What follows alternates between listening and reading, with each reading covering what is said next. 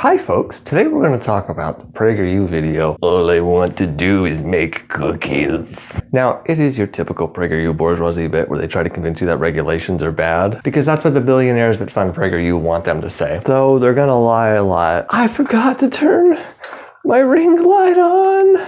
There we go. So they're going to lie a lot. The devil is a liar. If you think running a cookie company is fun and games, think again. I work 100 hours a week, which isn't unusual for small business owners. I make a nice living, but I'm not in it for the money. I love what I do. I'd better. My margins are very tight, around 1%. That means I have to sell $1 million worth of cookies to make $10,000. Every penny counts, literally.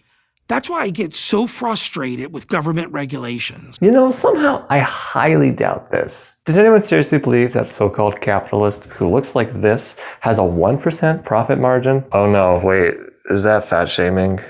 I didn't mean, I'm sorry. I feel like he's probably intentionally misrepresenting how his profits work. But like, if we're gonna take him at his word, this doesn't seem true, right? Most businesses can't operate that low. Most businesses don't operate like that. In fact, a lot of nonprofits make more money than that. But whatever, let's move on. A few years ago, the FDA inspector showed up for one of his random inspections. He noticed the door to the area in which we bake our cookies swung out as you walked in. He told me that was a code violation. The doors have to swing in. I had 30 days to fix it or I'd be fined thousands of dollars. I should note we have an air curtain between both rooms, so no food particles can get in or out of the baking area. I pointed this out. The inspector was unmoved. A few months later, the inspector from the ag department shows up for one of his random inspections. He notices that the door swings in. Yes, I tell him, it does. It's an FDA regulation. No, he tells me, it has to swing out. Fix it within 30 days, he says, or you'll be fined. I started keeping 2 sets of doors, one that swings in for the FDA and one that swings out for the ag department. You know, this part also sounds like bullshit. You feel the alarm going off? I've worked in places that have prepared food before, and I'm sure, statistically speaking, a large number of my audience probably has as well. Now, when I've worked in these places, the doors that go into the kitchen are always able to swing both ways. You know, I make this joke work. Hashtag stop by erasure. I didn't work in a factory. It was just a grocery store that had kitchens. It's an important distinction to make here because you may notice that on the screen that they're showing, the blueprint is showing a restaurant floor plan, while this guy runs a business manufacturing cookies in factories. He's making millions of cookies. You don't make that out of a small restaurant. You may notice he doesn't give an address in the video or the name of a restaurant where you can find them. It's not there anywhere in the video, it's not there in the description. So either he doesn't have a restaurant or he's like one of the worst businessmen ever. It would explain the 1% profit margin and why he's doing PragerU ads, I suppose. I don't know, maybe he had a cookie restaurant at some point and he doesn't have one now. You know, maybe it got shut down because there's too much drywall in the cookies. They're sugar-free cookies, it's what they make them out of, right? Note that he does not cite the specific regulations that he's talking about that are in conflict with each other. This might have been a really good moment for you to do so. Point out where they are and what their text says. You know, if this were an essay, you would fail it. What kind of a university are you running here, Dennis? You need to cite these things. You can't just say that the law says this and not give us what the law actually says. It's kind of important. You know, this omission makes the claim highly suspicious, don't you think? You know, as if he wasn't telling us the whole truth. Not telling the whole truth in a PragerU video? What? Who's ever heard of such a thing? Oh God. What if like each inspector was trying to tell him that the door between the kitchen and the other area needed to swing both ways, but he only installed it to go one way, and every time he was talking to them, he only like half listened, so he would just install the door to go the other way now. Oh, I'm joking, but what if he really did that? It fits with the details he's given us. And besides, if this were an actual thing that actually happened, you probably would expect it to affect a few other businesses as well, right? It seems like the kind of thing that you'd reasonably expect to find like a news article or like a nightly news thing talking about it. But like, no, it all comes back to PragerU. That's all you need to know, really. Here's another example. The FDA requires bakeries to send a sample of every product batch to a third-party lab for testing. We make 36 batches a day. That means we have to send 36 bags of cookies every day to that lab. This costs me tens of thousands of dollars every year. And remember, in order to make $10,000, I have to sell $1 million in cookies. Oh, this also would have been a good part to cite the specific regulation that says this. Oh. One more example. The government demands that the type on my packaging be a certain size. Fine. I hired a company that does this sort of work to do the printing. The inspector gets out his magnifying glass and decides the font is off by 1/100th of an inch. All the packaging has to be trashed and a whole new set ordered. That cost me $15,000 or $1.5 million in cookies to make that money back. Yeah, that's definitely a lie. Printing errors happen all the time. Go to any store and look at the product on the shelves. You will frequently find something that's just a little bit off. Do you guys really think some inspector brought in a ruler with him just for that? You really think so? You think it's more likely an inspector did it, or he's just lying because it's the PragerU video and he's getting money to say that it happened? Okay, but let's say it really did happen, right? And let's say it really did cost him $15K. And let's say he had to make $1.5 million in cookies to make that $15K back. Okay, we're being generous here. That should be a lawsuit, don't you think? It should be a lawsuit against the designer or the manufacturer of your packaging, right? You hired someone else to do it and they did it wrong. What? You hired someone else to do it and they did it wrong and now it's costing you money. You paid for a product you didn't get. Having to ultimately spend $1.5 million to make that money back? That's lawsuit material, don't you think? I don't know, I'm not a bourgeoisie capitalist, but I'm pretty sure that qualifies as lawsuit material. You can't really be in a successful business and not sue over something like that. Okay, but we got through that. Now, the next part is the most insulting part. That is what inspired me to make this video, though. This is what you're here for, okay? Another time, we didn't include the word coconut in the allergy section of the package. We didn't think it was necessary as these were coconut cookies. All that packaging had to be redone too.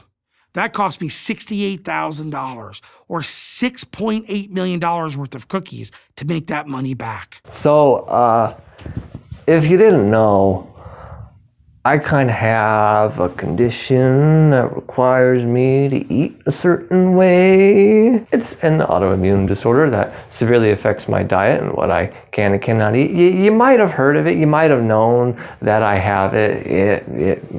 I don't know. Maybe you know. So celiac disease means I can't have any gluten. Gluten is the protein found in wheat, barley, and rye. Pretty simple. And it's not a choice. I have to eat that way. Even a tiny fraction of a crumb will cause a reaction in me. I will vomit and have a migraine in the immediate days following. I'll have severe joint and intestinal pain for about a month. And most wondrous of all, I have an increased risk of cancer later in life. And that risk goes up the more times I eat gluten. So I kind of care about the subject of food allergies, you know? Now, the FDA requires food packaging to prominently list the most common 8 allergenic ingredients in the United States population. This includes milk, eggs, fish, shellfish, tree nuts, peanuts, wheat, and soybeans. There are plenty of other people allergic to other things.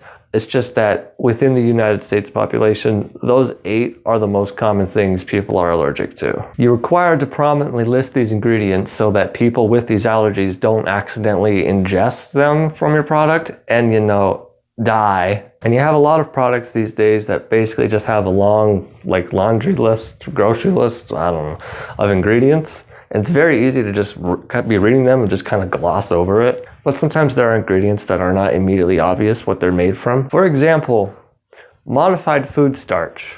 What is that? What is that made from? Can you tell me right now? You can't, because it's made from multiple different plants. It can very frequently be made from wheat. I can't have that.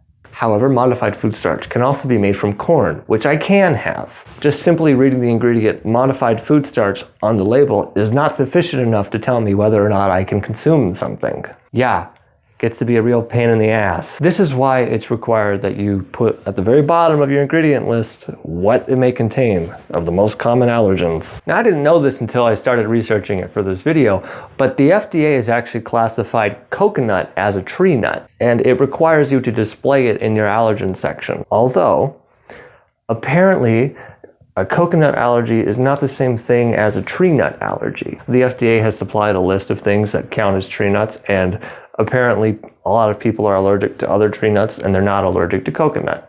A lot of people with a tree nut allergy can safely consume coconut, and allergies to coconut are less common than actual tree nut allergies. As I was doing the research, I found that there apparently is some push to change the FDA requirements about labeling coconut. It's been like 15 years since the labeling requirements went into effect. Updating the labeling requirement may make it more accurate and less confusing to people with these allergies. It makes sense, and it's not something I would be opposed to, really.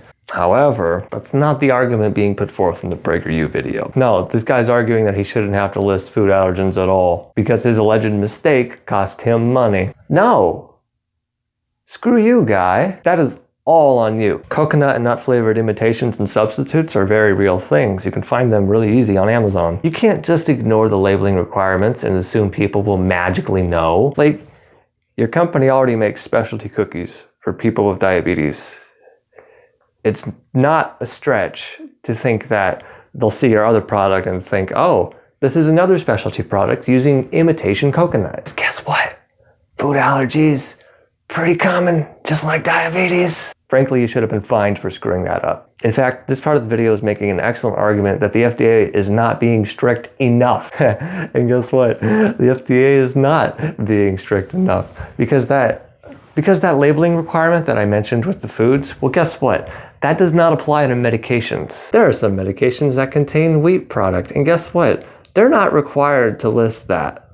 That's lovely. Here's a medication that'll make you better. Oops, you died because we weren't required to label it properly? Oh well. Also, fuck you, Arizona Representative Paul Gosar. You voted against this. I hope you die. Also, nitpicky side note, whoever put together this animation doesn't know their food labels. They put food prepared in this establishment may contain wheat, egg, and nuts. You don't just write nuts. You have to specify tree nuts or peanuts. Nuts is not specific enough. I could go on. So could anyone who owns a small business. But you get the idea. Small businesses are responsible for 60 million jobs. We could be responsible for a lot more if the politicians who pass these laws and the bureaucrats who enforce them would back off. Common sense regulation, I'm all for it. Excessive, unnecessary, wasteful regulation, I need to get back to work. Hey, if you really want to help small businesses, there's a piece of policy that you might be interested in, if I may suggest it to you. It's called Medicare for All. Did you know that when businesses are providing health insurance for their employees, small businesses have to pay more than large businesses do per employee for health insurance? Yeah, that's fucked. This puts a larger hurdle on smaller businesses as opposed to the larger ones. That's not fair. But a Medicare for All system would eliminate the need for private insurance. So you don't have to do that. And you wouldn't have to provide health insurance to your full-time employees anymore. Doesn't that sound like a good idea? Oh wait, PragerU thinks that's bad because that probably takes away the purchasing power of their big backers, doesn't it? Oh well, it's all bad. Or you can just listen to PragerU videos.